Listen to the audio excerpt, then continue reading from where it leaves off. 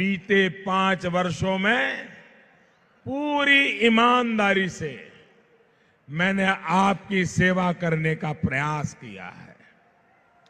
इसी सेवा भाव से देश का विकास होता है।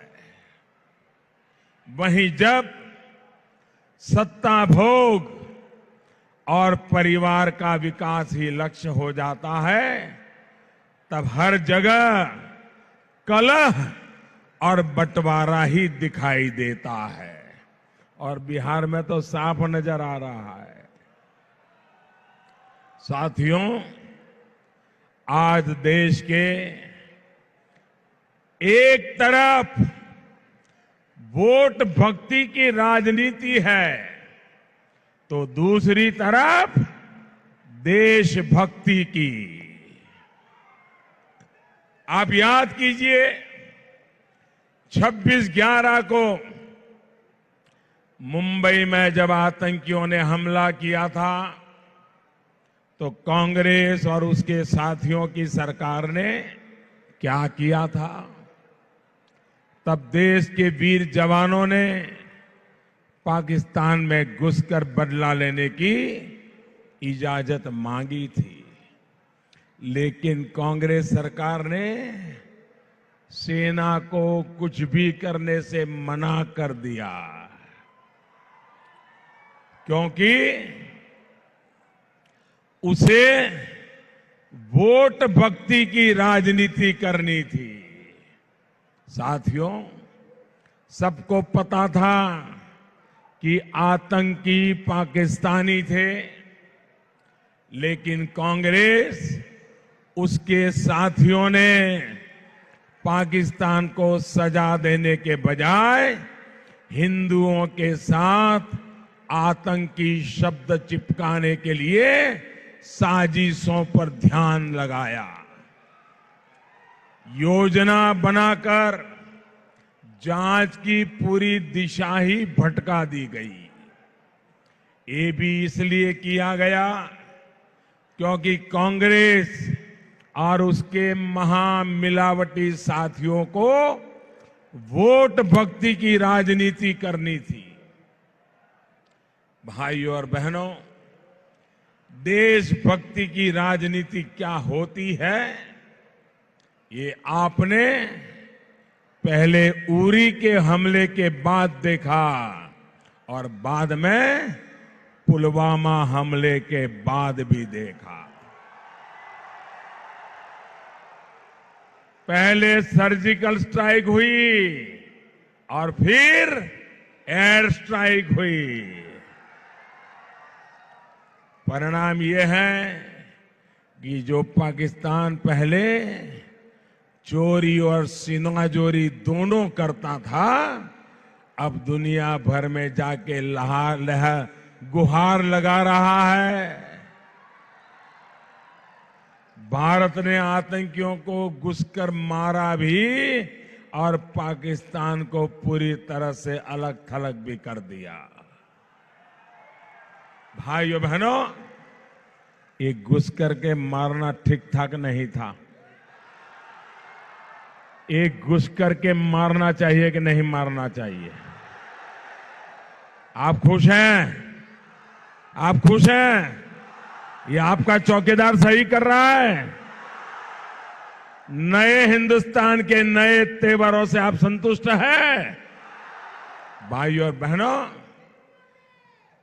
आपने देखा होगा, चुनाव शुरू होने से पहले जो लोग उछल उछल करके बोल रहे थे, सबूत मांग रहे थे, मोदी का जवाब मांग रहे थे, 2 चरण के मतदान के बाद उनका चेहरा ऐसा ढीला पड़ गया, ऐसा ढीला पड़ गया। और भांति भांति के सवाल खड़े करने वाले लोग, सबूत मांगने वाले सबूत नहीं मांग रहे, एयर स्ट्राइक का जवाब मांगने वाले वो भी चुप हो गए, बम गिरा था कि नहीं गिरा ये भी पूछना बंद कर दिया। बंग ने आतंकवादियों को मारा कि नहीं मारा, ये भी पूछना बंद कर दिया। कितने आतंकवादी मरे थे, इतने मरे कि उतने मरे, ये भी पूछना बंद कर दिया। ये उनकी बोलती बंद किसने की? ये चिल्ला चिल्ला करके महीने से चीख रहे थे, इनकी बोली भी किसने बंद कर दी? ये हिंदुस्तान के मतदाताओं ने बंद कर दी।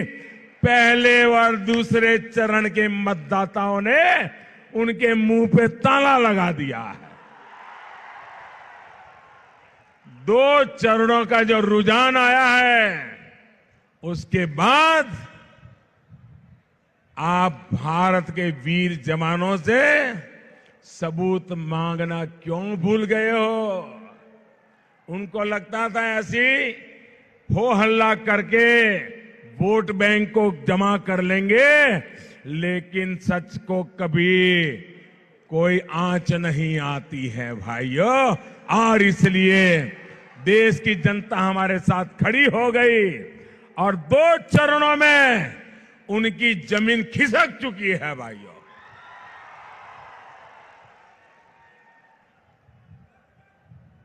अब तो उनको चिंता है, पहले जितने पार्लियामेंट में थे वो भी पहुंच पाएंगे कि नहीं, इसकी फिराक में है। वरना यही लोग थे जो पहले इतना रो रहे थे, हमारे वीर जवानों के पराक्रम पर इतने सवाल उठा रहे थे कि पाकिस्तान ने इन्हें अपना हीरो बना लिया था।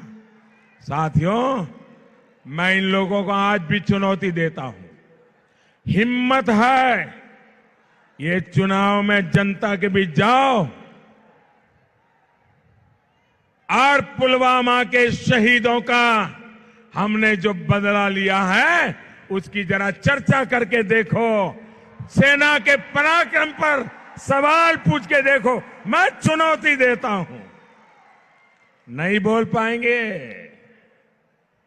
साथियों, इसी तरह की वोट भक्ति की राजनीति की गई थी जब दिल्ली के बाटला हाउस में हमारे वीरों ने आतंक के एक मॉड्यूल को खत्म किया था। लेकिन आतंकियों पर कार्रवाई से खुश होने के बजाय कांग्रेस के बड़े बड़े नेताओं की आंख में आंसू आ गए थे। क्या ये उस शहीद का अपमान नहीं था जिसने बाटला हाउस में आतंकियों को घर में घुस करके मारा था?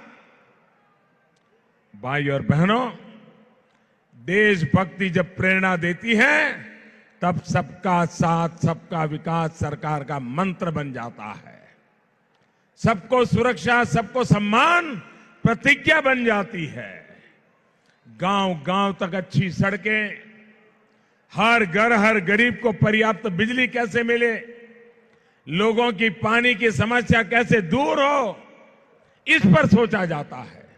और आपने देखा होगा बिहार में नीतीश जी के नेतृत्व में, सुशील जी के नेतृत्व में, रामविलास जी के नेतृत्व में एनडीए की सरकार यहां के सामान्य मानवी के सपनों को पूरा करने में सफल हो रही है। 2022 तक मेरा सपना है दोस्तों, 70 साल में इनमें सपने देखने की भी ताकत नहीं थी, जमीन पे उतारने की तो बात छोड़ो। मेरा सपना है और मेरा सपना बांझ नहीं होता है, मेरा सपना संकल्प होता है। और मेरा संकल्प मेरे पसीने के एक शरीर का कण कण मैं उसके लिए खपा देता हूं। और मेरा सपना है 2022 तक देश के हर बेघर को, हर गरीब को उसका पक्का घर मिलेगा। ये मेरा सपना है। गरीब बहन बेटियों की गरिमा और उनकी तकलीफ दूर करने के लिए शौचालय बने, ये सोचा जाता है। अरे गरीब से गरीब तक मुफ्त एलपीजी गैस कनेक्शन कैसे पहुंचे, गरीब बहनों को धुएं से मुक्ति कैसे मिले, इसके लिए हम लगे रहते हैं, पसीना बहाते हैं। साथियों, आपके इस चौकीदार की सरकार में आज दुनिया की सबसे बड़ी health care scheme Ayushman Bharat देश में चल रही है। हर वर्ष गरीबों को 5 लाख रुपए तक का मुफ्त इलाज सुनिश्चित हुआ है। सिर्फ 7-8 महीने में ही इस योजना की वजह से 21 लाख गरीब मरीजों को मुफ्त में इलाज मिला है। साथियों, गरीबों के लिए समर्पित राजनीति में और सत्ता हथियाने के लिए की गई झूठी प्रतिज्ञा में, झूठी नीति में, झूठी रीति में और झूठी नीयत में फर्क होता है। झूठ की राजनीति करने वाले ये लोग बिहार में एक और अफवाह फैलाने में लगे हैं। ऐसे लोग कह रहे हैं कि सामान्य वर्ग के गरीब के लिए जो 10% आरक्षण का प्रावधान किया गया है, उसके बाद आरक्षण की व्यवस्था ही खत्म कर दी जाएगी। मैं आप लोगों से आग्रह करूंगा, ऐसे झूठे लोगों से बचिए। ये झूठी रिकॉर्ड 20 साल से चला रहे हैं, 20 साल से, और पीढ़ी दर पीढ़ी चला रहे हैं। बाप भी चला रहा था, बेटा भी चला रहा है।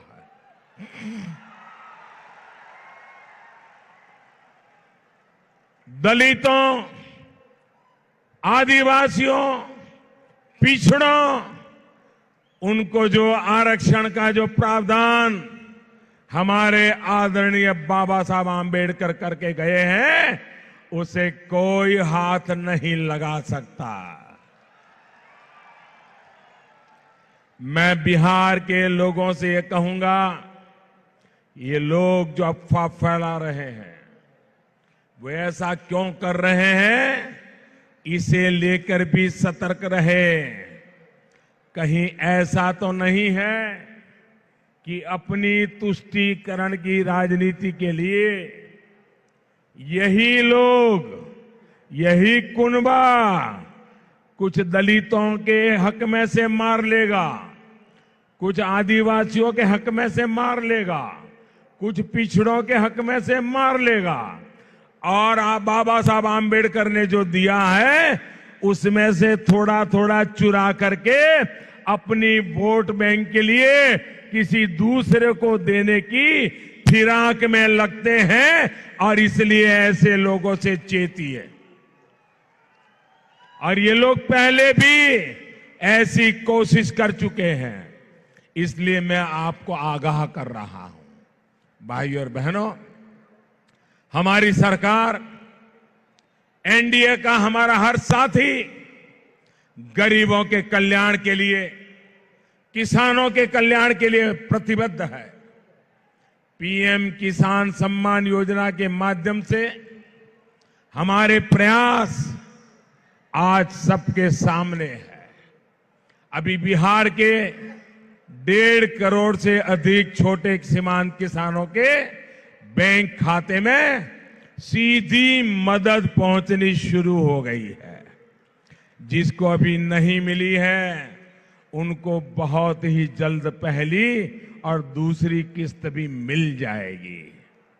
अब हमने इस योजना को विस्तार देने का फैसला किया है। 23 मई को, मालूम है ना 23 मई को क्या है? मालूम है? 23 मई को लोकसभा के चुनाव के नतीजे आने वाले हैं, रिजल्ट आएगा।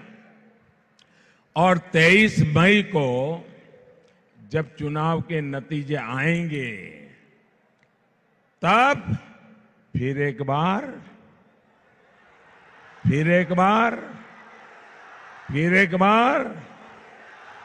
तब फिर एक बार जब मोदी सरकार बनाएंगे, तब बिहार के किसानों के लिए, देश के किसानों के लिए जो 5 एकड़ भूमि का नियम है, वो नियम हटा दिया जाएगा और सभी किसानों को लाभ दिया जाएगा।